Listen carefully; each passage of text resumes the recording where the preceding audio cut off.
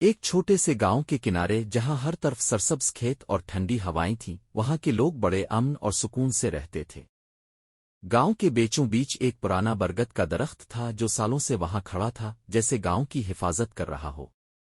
ایک رات جب چاند کی روشنی مدھم تھی اور بادلوں نے آسمان کو ڈھانپ رکھا تھا، جنگل کی سمت سے ایک بھیانک آواز گونجی۔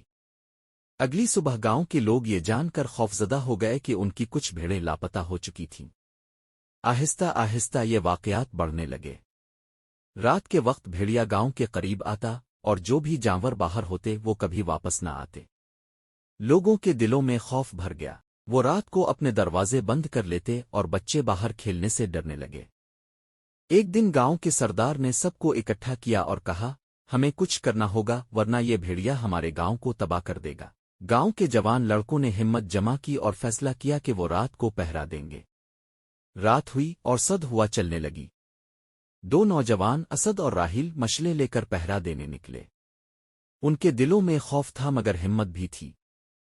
رات کے بیچوں بیچ اچانک جنگل کی طرف سے حرکت کی آواز آئی۔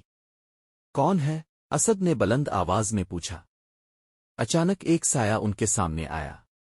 وہ سایہ بڑا تھا، آنکھیں چمک رہی تھیں جیسے آگ کے شعلے۔ وہ بھیڑیا تھا۔ راہیل نے خوف کے باوجود اپنی مشل اٹھائی اور بھیڑیے کی طرف بڑھا۔